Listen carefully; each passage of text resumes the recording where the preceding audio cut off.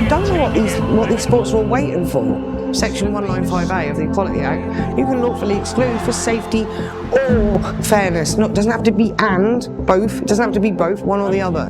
Sometimes I wake up and think, so I'm going to wake up and read a story about how a woman has died in this sport, and only until that moment are the government going to wake up and say we have to change it. This is incredible. It's just two men in a tournament that's meant to be designed solely for women. Yeah, it's meant to be exclusive, and by including men, you're excluding women. Because I did get that when I first conceded. I had a couple of women cry to me and say, I felt like I hadn't been able to talk about this even at home to my husband or my family, because it's such a subject that no one wants to talk about. All we did was say no to a man. That's it. I said, no, I don't want to play your games anymore. I'm not playing against an unfair advantage anymore. Yes, please! No England spot that I might have just turned down on a trial, and no pro spot that I've turned down is worth what this fight is worth to me.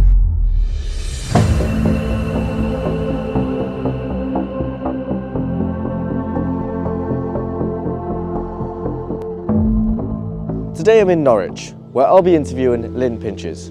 Lynne Pinches is a female pool player that was forced by Ultimate Pool to play against a biological man.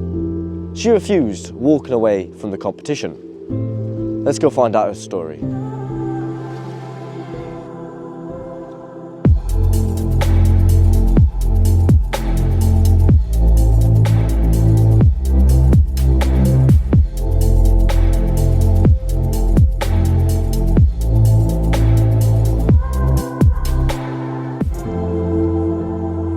Lynne, thank you for joining me today. It's an absolute honour. Thank you for having me, James. And so I want to ask, first of all, I saw you in a competition last Friday. I mean, how did that go? I was supposed to be in a competition last Friday, but I didn't actually end up, I ended up pulling out on Thursday afternoon. I was meant to have an England trial at Hemsby, and although my back has been quite bad recently, the main reason is it was my head, to be honest with you, because should I have qualified, I wouldn't be able to take the England spot, because there's an unfair advantage within the England team currently. They still have a male playing within the team, so I would have turned it down. So deciding to play and turn it down, or just not play, was easier not to play. Less heartbreaking not to play at all. Well, it is. I mean, let's talk about that. So, this was part of when you were at Ultimate Pool, and they offered you a full-time contract, didn't they? A professional contract to play for the to play in the competitions. Yeah. Now, you were widely known at the time for walking off a competition between yourself and Harriet Haynes, who's a biological man. So, do you want to kind of tell me your story? What happened?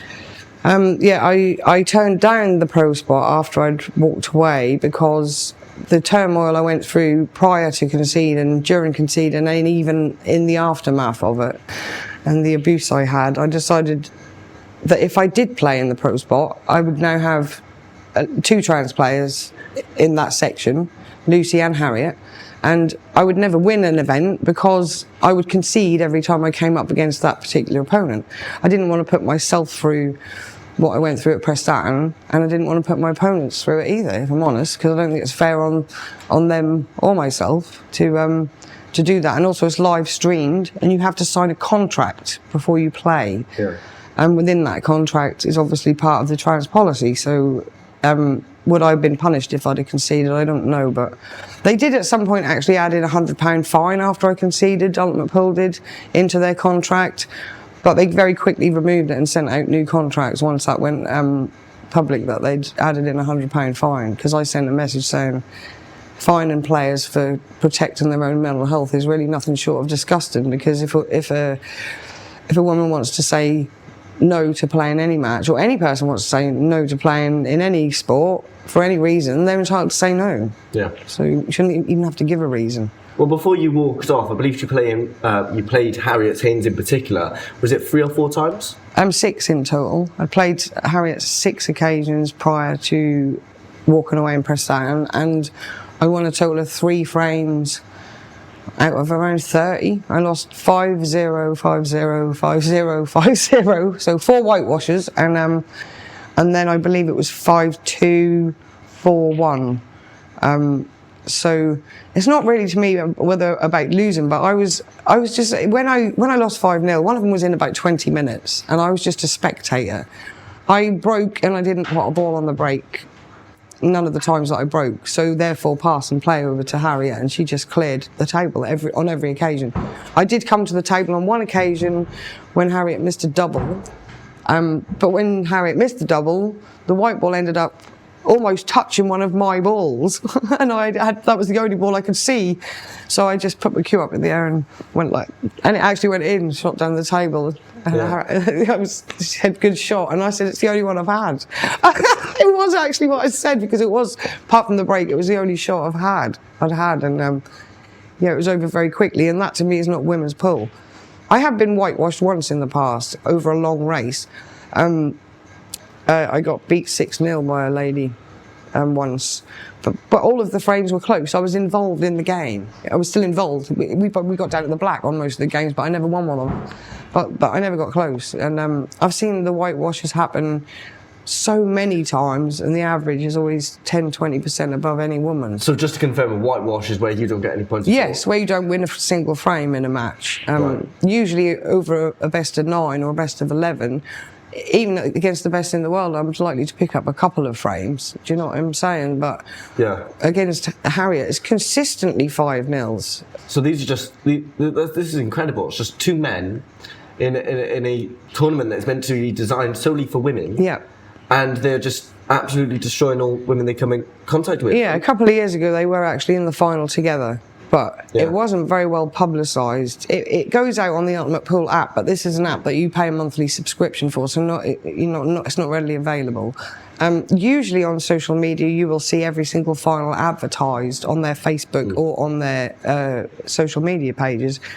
But this was not advertised. They never writ, it's the ladies' final between Lucy Smith, Harriet Haynes. It was never put on there until after the match was finished, and then there was just a quick picture of Harriet as the winner, and with comments off. Yeah. On the men's winner, comments were on. People commented in the men's one, which to me kind of took away the win from the man, because most of the comments were about how come we're not allowed to comment on the women's, but we're allowed to comment on the men's, and rather than congratulating the winner, it turned into be a bit of, it's turning the comments off. To me, it's just more silencing. They don't want to see, they know the majority opinion is that it shouldn't be allowed, but that's why they've turned the comments off, clearly. Well, this is what we saw. It was 2022. There was a 6-red shootout between Harriet Haynes and Lucy Smith. In the women's division, you've got two men competing against each other. How insane is that? Yeah, well, one woman protested so much that she wrote that on her social media page, that there's two men in the final. And she also posted a photograph of one of the men that was in the final, but the photograph was of the person pre-transition of what they looked like prior to as a man. And she was actually banned by Ultimate Pool. Subsequently, after that, she was excluded from her county team. She was excluded from playing for Wales, and also a money match day that she was involved in. So she was basically cast out and classed as a bigot and a transphobe, when actually, when you look back on what she wrote, there's two men in the final. What she did was she stated a fact. And I don't think there's anything illegal or about posting a photograph of an adult. There is for children, I believe, but you are legally allowed to post if the photo was already public, you can post that photo publicly. So this woman, posted a picture of what Harriet Haynes looked like and got banned. Was that from the tournament? She got banned by Ultimate Pool, and she then got banned by her county, which is a team she played in for 15 or 20 years, and she was excluded from. And actually, a friend of hers asked another county team if herself and this lady that had been excluded could join their team instead. And she got a reply, which is just even worse, which said, "You're more than welcome to join our team, but we don't think," then this lady's name, "would be a very good fit," were the words. I've seen the message. I've got copies of the letters of all of the exclusions. So this is not a made-up story. This is true. This woman was used as a scapegoat because she was the first person ever to be publicly vocal about it, to say that this isn't fair, and to state the truth that there were men playing in the women's section. It's been happening since 2018, so 7 years now. And the amount of titles that have been taken away and won. We just had the European Championships recently. Harriet didn't win. She was beaten by Emma Cunningham, who went on to win it. But if Harriet had won that this year, that would have been a hat-trick of European titles, because last year was the one that Kim O'Brien conceded the European Championships against Harriet in the final.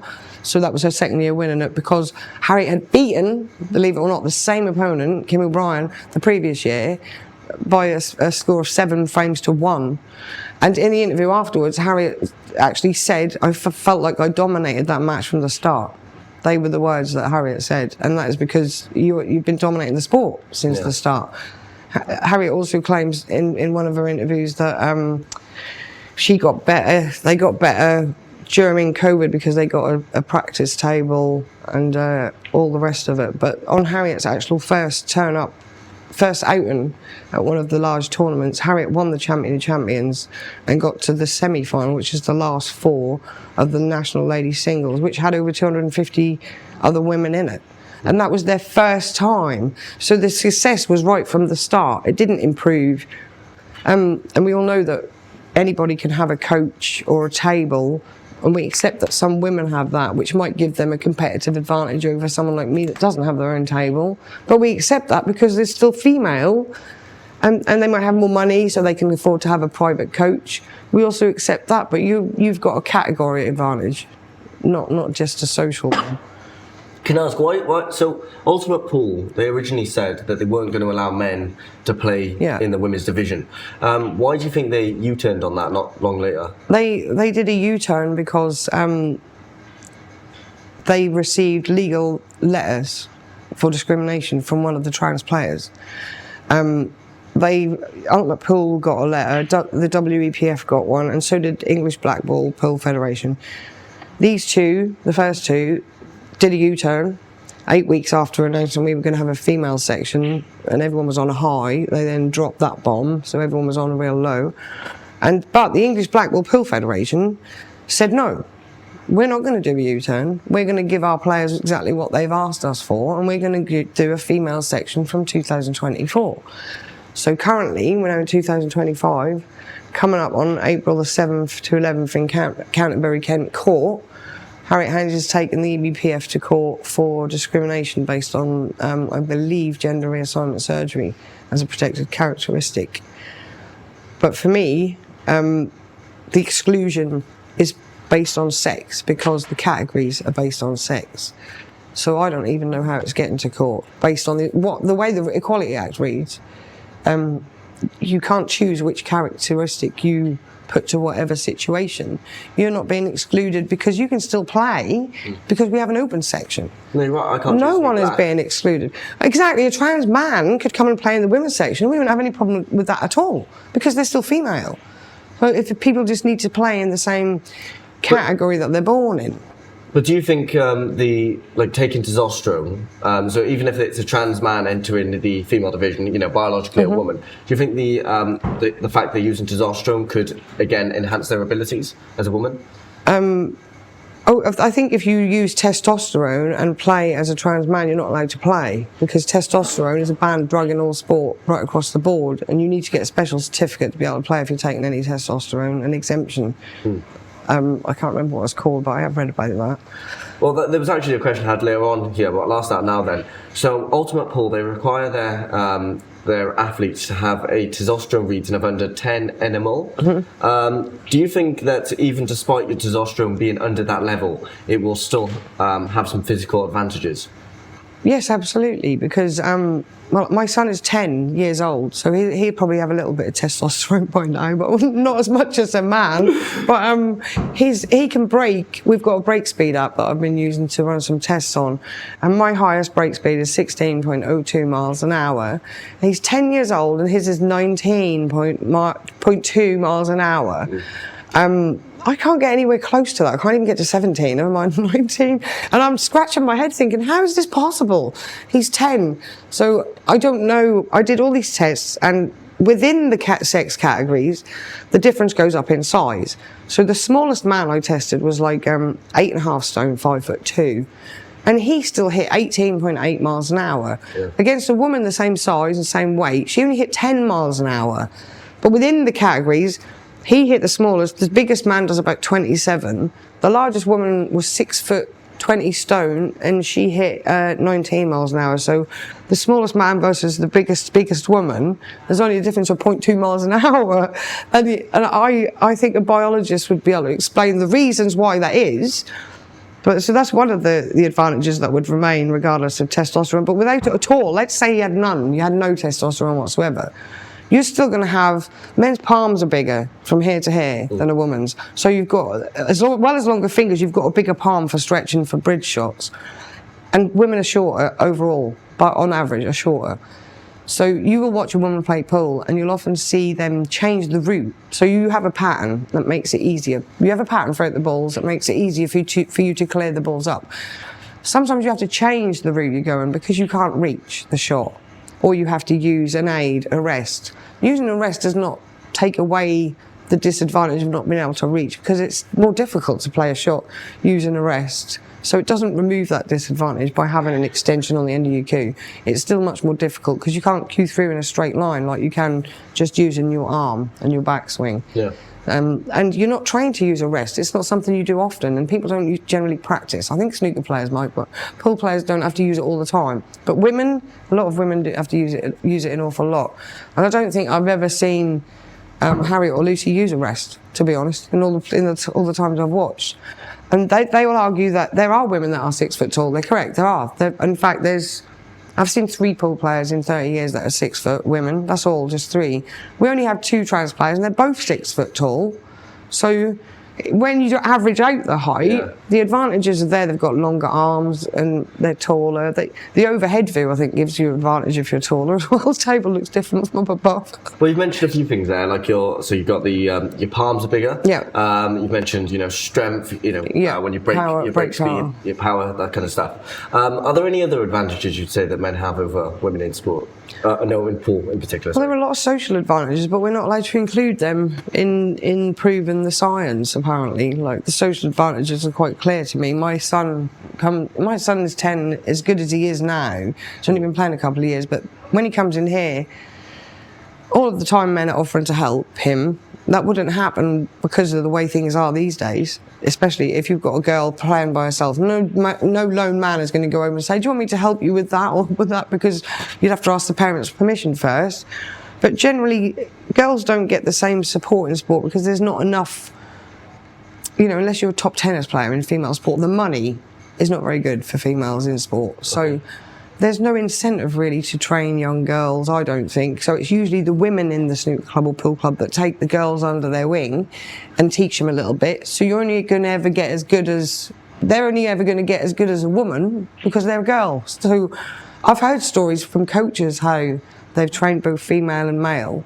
They get to about the age of 14 and there's an acceleration in the male cueing and stuff in the game, and the girls just stay the same. So it's definitely inbuilt, it's inherent advantage. You can't remove that. I know that it's gender affected, like the Equality Act says, but that's what we're fighting to prove, so.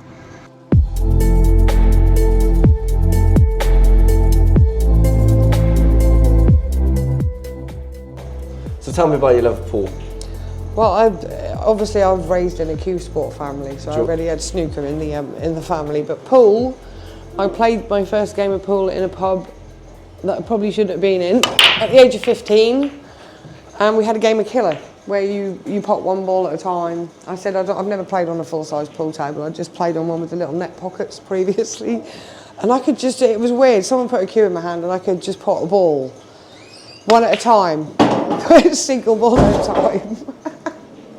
Oh, James's yellows. And I just fell in love with the game. I do like to watch snooker, but I find the quickness of pool is what I like about it. The games are over much quicker. I mean, how long have you been playing for? I've been playing county pool since the age of, since 1996, almost 30 years for the county. I've been the captain of the county team as well in the past. Nice. So Yeah, it's an expensive hobby. There's not much money involved in playing pool, to be honest with you. You know, you've mentioned the Equality Act a few times, and you mentioned the difference, which there is a clear difference between gender and sex. Do you think gender is a made-up term? Well, I think they're getting confused with gender identity and gender. Because when I was a child, gender and sex meant the same thing. If you put on a form gender, it would be male or female, or sex, male and female. They're talking about gender identity or gender reassignment surgery. It's not the same thing. It should say biological sex in the Equality Act to make that clear, I think, that sex means sex and gender means... Gender is the same. To me, gender is still sex. Gender identity is where you've got 72 different, apparently, gender identities. Yeah. That's the way I see it. Harriet Haynes, after you walked away from the competition, said in a BBC interview that, quote, "The world's governing body looked into this and couldn't find any evidence." Why do you think that is? In terms of looked into this, she means the differences between women and men in pool. I do remember reading this at the time, actually, because it was BBC Wales that wrote the story, and the story changed when it was reprinted. I actually messaged to ask why was it reprinted, because what it originally said was the world governing body of snooker looked into it, and then it got changed to the world governing body. Okay. I said, why did you remove the word snooker? And they couldn't really answer. They said that is what Harriet originally said, was snooker. I would like to see the evidence of where they looked into it, because if they have some kind of science or reports somewhere, anywhere in the world that say that they've proved it's the same and there's no difference, you could have saved me 16 months of complete stress working on a legal case to try and prove the opposite, if you've already proved that there are no differences.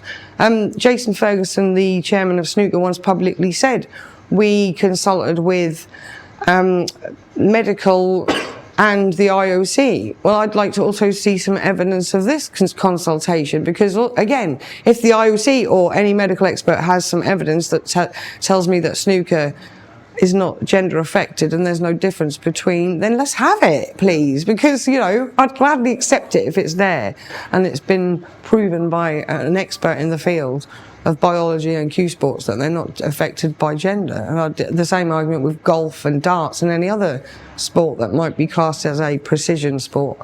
And they say it's not physical. You ever played golf? It's a long way to walk. And so is snooker, to be honest. Snooker's a long way to walk as well. What's annoying at the moment is a lot of these sports have now come out and said that they're going to be female only, but when you look at the actual policies, like hockey and golf, what they've done is it's only for the elite players, which is 1 or 2%, so they're still excluding 98% of the women from their policies. And in the Equality Act, referring back to that again, any sport that is physical, you are already protected from exclusion. There are exceptions where you can exclude for safety or fairness. So if your sport is physical, like football, boxing, hockey, any of the ones that should be classed as physical, and they still allow this in judo, by the way, at the moment, you can lawfully exclude. So I don't know what these sports are all waiting for. They can, if they get a challenge from a trans player, all they have to do is refer to the Equality Act and say, well, it says here, section 195A of the Equality Act, you can lawfully exclude for safety or fairness. It doesn't have to be both. It doesn't have to be both, one or the other. So why are all these sports holding back? All the ones that are, especially football. Football's the most annoying one, because that is a contact sport, isn't it? It's physical. Women get tackled with the studs on, and a man going into a tackle with the strength they had and kicking you accidentally with studs on is going to break bones and stuff in the future. So I don't know if they're just waiting for... I feel like they're waiting for a woman to die, because there was one in hockey, not hockey, basketball. Was it? No, volleyball. She got spiked in the head. Peyton, her name is Peyton McNabb. She got spiked in the head by the ball, and she's paralysed down one side of her body, and that's never coming back. So there's already been a serious life-changing injury, and they're still allowing it. I can't even. Sometimes I wake up and think, so I'm going to wake up and read a story about how a woman has died in this sport, and only until that moment are the government going to wake up and say we have to change it. Why do you think they're so desperate to appease the transgender ideology? I think it's probably to do with money. If you follow the money somewhere, it'll be behind it all. There'll be some kind of funding that goes to it, or some kind of back money that's coming from somewhere. It's what it's usually down to, because you can't. You can be kind without being. Sport's supposed to be exclusive for a reason. And for those reasons we just talked about, safety and fairness. It's meant to be exclusive, and by including men, you're excluding women. I have got so many inboxes from women that have self-excluded. I've self-excluded last year. I'm not on the Ultimate Tour this year either. So that'll be 2 years. That starts this April. Every event last year the first 3 I was in tears at home whilst they were there playing it, wishing I was there. My sons were playing there, my grown-up sons. And it's like a big family event, you know, your pool friends are like a big family of people I've known 30 years. You miss them as well as the game that you're playing. And at some point I started to fall out with the game that I loved and didn't want to look at a pool table as well during part of the year, and got quite depressed. Do you know what I mean? So it's had a massive effect on my mental health this last 16 months or so. Massive. So you tell me there that you're struggling to love the game of pool now because of what they've put you through, and I mean, how has it affected your mental health? It's been awful. I've been harassed and bullied as well, which added to that the mental health problem. The inboxes and the messages saying, "Why don't you just kill yourself?" and the things that people don't see. Every woman that's done this, Dita Hedman, Variety Gaines, April Hutchinson, they've all had J.K. Rowling rape threats, death threats, you know, just the most awful things you could think of said to them, either on social media or private into your inbox. You have to stop opening them. In the end, don't get me wrong, I got so much support from around the world that far outweighs that. But if you're a sensitive person, when you keep getting that on top, and then you go to the actual events, and I was harassed like in person. I had a bottle of water thrown at me at the Let Women Speak event in Norwich, just after speaking, like literally minutes after, a bottle of water smashed into my back. I was stalked at the World Championship pool event by a player and their partner, and they tried to block me from watching the England versus France match. I was then verbally abused at another pool event by an actual female player who shouted abuse at me from across the car park. So all of these things end up getting to you, and you try and stay strong through it all, but that is difficult. And I do know Dita Hedman's had like racist attacks because she's a black woman, so she's had that on top of all of the transphobe bigot. She's getting all of that as well, and it makes me sad, because what it is in essence is all we did was say no to a man. That's it. I said, no, I don't want to play your games anymore. I'm not playing against an unfair advantage anymore. And because I get these messages, prior to conceding, I was getting messages from girls as young as 18, 19 saying they feel like giving up because what's the point already? That's what sort of thrived me into action, because I'm 52, you know. I'm not really bothered about doing this for myself. I'm doing it for the future generations, as I know Dita is as well, because she's 62, so something like that. So we're both doing. You know, anyone that's doing it is doing it, not doing it for themselves. They're doing it for all women and girls in sport.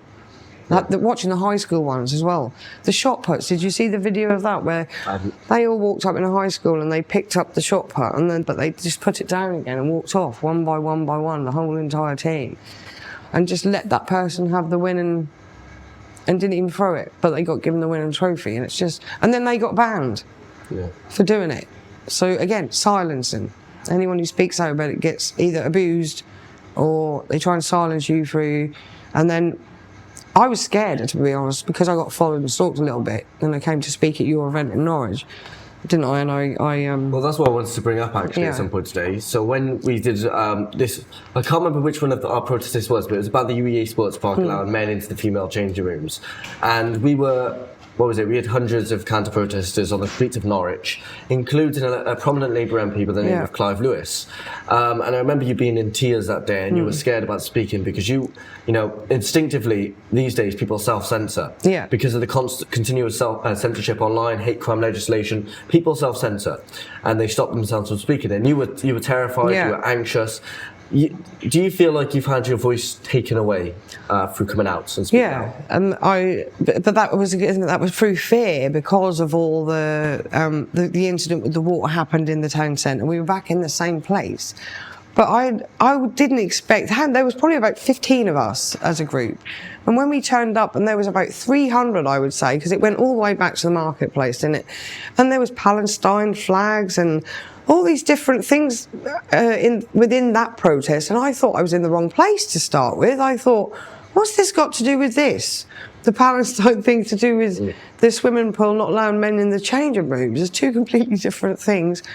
And I definitely did feel silence, but it was a real fear of just having something chucked at me that wasn't water, or having someone just randomly maybe throw a punch on the way past, or something like that, or get to me before, even though I knew you had a couple of guys there and the police were there. At one point the crowd moved forward and the police let them move forward, and they came closer to us, infiltrated the speaker with their speaker. You moved further up, and the police let them move again. And the police are the ones who told them to move further up, so they'd stop connecting to the speaker. And then they let them move forward. So I did actually have to go off and have a walk because, like you said, I did get like visibly upset and started to cry. Felt like I was going to have like a proper full-on panic attack. So I walked around the back of the market and up to the top of the steps to get some air and stuff, and come back and try and talk myself into talking. But when I came back, I still couldn't bring myself to do it. So it did at that time.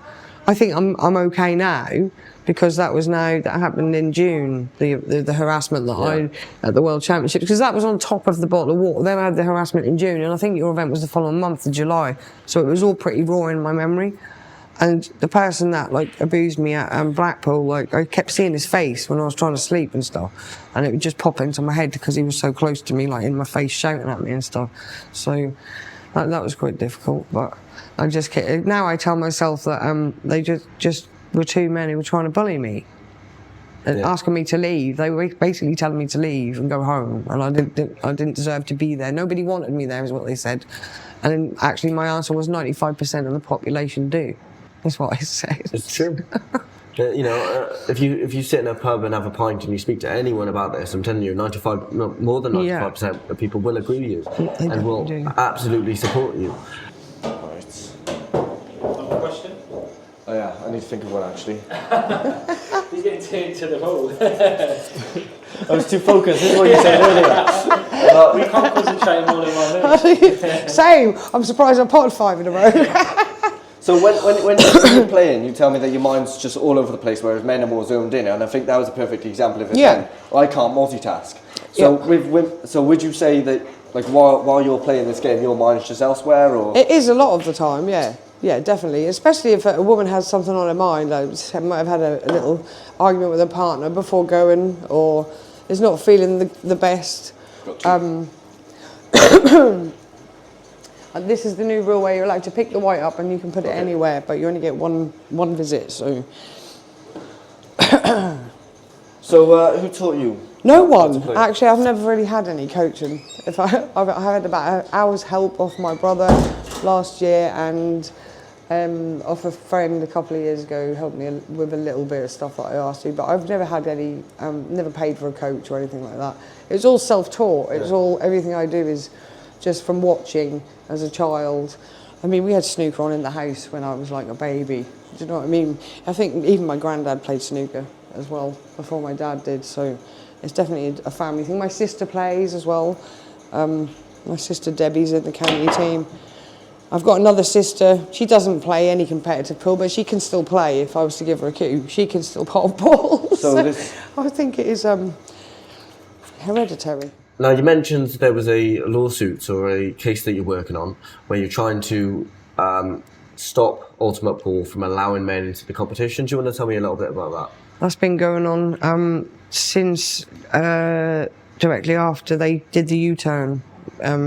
A lady started a support group on Facebook to challenge them about changing the rules, and it's got to stop, and we need to do something about that. So we have to prove that it's gender affected as per the Equality Act. That's the exclusion you can have. and hopefully once we've done that, we can get that sorted out. But it's a waiting game really at the moment. The legal case that's coming up, I am definitely going to support in Canterbury, Kent though, with the court case. I'm going to be going to the court from the 7th to 11th and supporting Blackball, the English Blackball Pool Federation, because they are the only organisation to me that has given their players exactly what they want, and they've had a female section now for some 14 months. It's very successful. The numbers are growing as well in that section. They put out the female tour recently, and it was so popular, they're doing a northern tour and a southern tour, and they've got 64 women in each one. But prior to that, we actually had a tour completely fold in Leicester. It was attended at the last minute. Harriet was put in as an entrant, and they had about 12 women drop out of the tournament, which left the tournament director in debt because that was £50 or something entry fee, and he still got to pay out the prize money he advertised without those 12 entry fees. And so he decided it was supposed to have another 4 events there, like a tour. He cancelled the entire thing. So it's tournaments that are getting cancelled because of it as well. Because the numbers were dropping of entries. Because a lot of women, I think since what I'd done, a lot of women feel more comfortable about talking about it. Because I did get that when I first conceded. I had a couple of women cry to me and say, I felt like I haven't been able to talk about this even at home to my husband or my family, because it's such a subject that no one wants to talk about. And now because you've done this, I feel like I can. Or I've got a trans cousin or a trans friend or relative.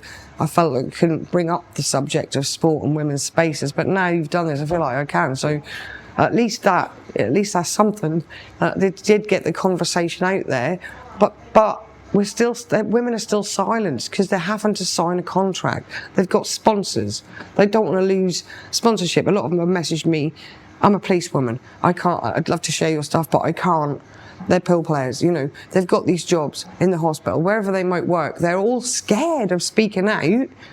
And I keep trying to explain to them, you need to look online and see all of these cases where people have actually lost their jobs and been harassed out of work because of their views. But they've all now it's been proven that you can't do this to people, and they've all been paid compensation. I know that doesn't give them their job back, but we are getting somewhere. If people can stand up at work, you know, the nurse and the man being allowed in the changing rooms, I can't. It's crazy. It's women's safety. When they did the U-turn was, to be honest, it was one of the worst days ever. Few days. I didn't sleep. I wasn't eating properly. I didn't want to talk to my partner or myself. In fact, I told him he could get my poo and take it somewhere to burn it if he wanted, because I was never going to play pool again. And he was like, you'll change your mind in a few days. And then I did. A few days later, I was a complete opposite. And I was like, I'm going to fight for this. As long as it takes. So, Serena Williams, right? Do you know Serena Williams? Yeah, tennis player. Yeah, she's a tennis player. So she's ranked #1 in women's tennis, and then she once played a game against Karsten Brash, who was ranked 203rd in the men's division, and she lost, right? And then you got this US women's football team who were the top in the country, and they lost to a team of 15-year-old boys. Now, I think I asked you something similar earlier. I mean, they do say that if, for example, in tennis, for example, well, no, let's go pool, because that's what we're both talking about. Harriet was in the open section of the men's. She was on the pro section because she won the women's rank, and she was then put into, she could play on the women's and was offered a pro spot on the, it's not a males, it's open. But Harriet did that and finished 74th on the rankings. They retained the 72.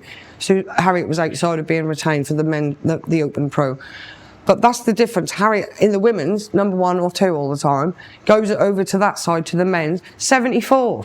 Yeah. See, because Harriet's not the best male player in the world, but can still dominate in the women's game. If we got one of the top pros in pool, transition, you would not win anything. Now, a woman would never win a tournament. Honestly, if Chris Mellon or one of those top pros like Tom Cousins, Sean Chipperfield, any of them, that's not going to happen. But they wouldn't win anything, women, and that is what I saw the future being. We're at a level here where you've got men that are pretty good dominating at women's pool. So what if you get men that are pro level dominating at women's pool, or a snooker man, a male who's a pro? He would beat everybody. A woman's only, in snooker, a woman's only ever made a 147 break once in the world, in the entire history of the sport, which is the maximum break, where they pot 15 reds, 15 blacks, then all the colours. So you've got to pot 36 balls in a row. That's why a woman has only ever done it once, because that takes a serious amount of focus and concentration to pot 36 balls without missing and finish with perfect position to pot the next ball every single time.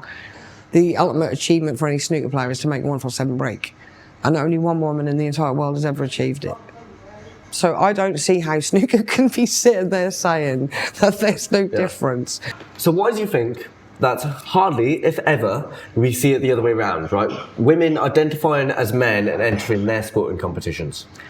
Well, because they wouldn't win, would they, for a start? They wouldn't win. If it's just about taking part, then why aren't they generally just taking part anyway? I mean, they might be there, they might be playing but not winning. And maybe that's why we never heard of it. But the other reason is probably due to that if they take testosterone, they wouldn't be allowed to play in the sport anyway. Because once you're taking artificial testosterone, it's a banned substance in the sport. So why are men allowed to do it then? Because they're taking estrogen, don't they, to reduce testosterone. Oh yeah, sorry. So so estrogen's allowed for some reason, but testosterone isn't, because testosterone is a performance enhancing drug. So they already know that absolutely. Yeah. So they already know that testosterone is performance enhancing, and you have it more of it than me. So that's why you'd be better than me. You might even be better than me yet, James, at pool. But if you're pretty good, I doubt that. Like I said, I'm good for a woman. I'm at the good level, the high level. But if you put me against an average to good man in here, I'd get beat. And that's the really big difference that people don't see. Like, I could take any county 18 pool player. County's quite a good level. Yeah. He would win the Ladies World Championships. Honestly, any one of the good 18 players, I could say, well, we'll enter you and see how you get on. Or if we challenged the youth team, we'd lose. As a ladies team, we would lose. And I know that. I'm not afraid to admit it, that we'd lose to the under 18s, because they're better than us already. What policies would you like to see to protect fairness in sports?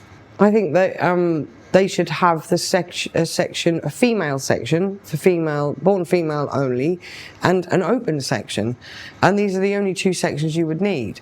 But if you're say you were running a tournament and you had these two sections, you could say to the females, you're only allowed to enter one or the other.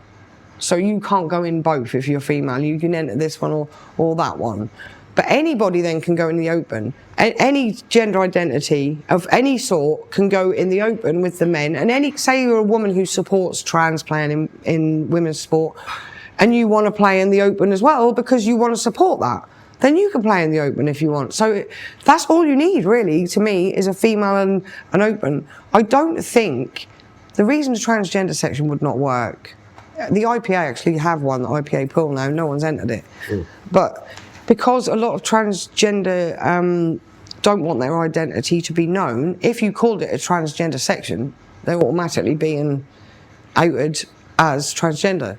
So you couldn't call it that. You could have maybe a male and a female and an other section for all others. If you don't think you're male or female, like non-binary, demi-fluid, or whatever it might be, if you don't think you're any of those things, then you could go into the section for all others that are not male or female.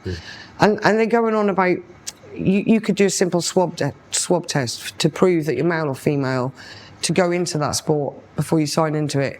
And it only has to be done once in your entire life. People keep going on about it's costly. Make the player pay for it, or contribute something. The government contributes something towards it, and the player then contributes the rest. Because it is only once in your life that you've got to have that test done. And they're coming up with, well, how are you going to prove someone's a woman? What are you going to make them get there, flash you on the way in or something, and give you an exam of your, getting personal, of your genitals, I've read. They're even saying that, and it's just a cop-out, because they know you can use a simple swab test that tells you the DNA of if you're a man or a woman. They used to do it at the Olympics years ago, so they could just bring that back quite simply. And like I said, the cost we can get around the cost. The cost we can work out later. Let's just start protecting women in sports. Absolutely. That is the end goal. I don't want any money from this. I've never wanted any money. I've never been paid for any single interview that I've done. I got offered money. One interview I did offered me money. I said, no, I don't want it. The only money I took was from the club gave me money after I conceded. They did a collection for me to make up for the prize money that I might have lost had I won. I wouldn't have won, but anyway. I spent that on a laptop because I was getting so many Zoom calls I had to go to, and I never owned a laptop or anything. And I said, at first I said, I might donate this to a domestic violence charity when they give it to me, give me the money. And they said, no, we've done it for you. We want you to buy something for yourself. So I treated myself to a laptop with that. So, and that was lovely. That was an amazing gesture, support from the club. But like, it's not about money or winning or anything like that, because no England spot that I might have just turned down on a trial, and no pro spot that I've turned down is worth what this fight is worth to me. After fighting for this long and doing what I've done for all of the women that play pool and any other sport.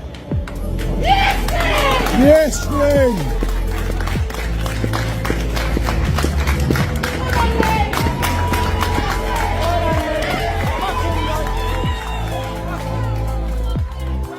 Lynne's story, as you've just heard, is a powerful one. Every sporting competition across the UK, not just the UK but Western Europe, is engaging in this behaviour of allowing men to compete in female sporting competitions. Where this leaves this sport, we can only watch this space. But thank you very much for watching. It's been James Harvey from Urban Scoop, and I'll see you all next time.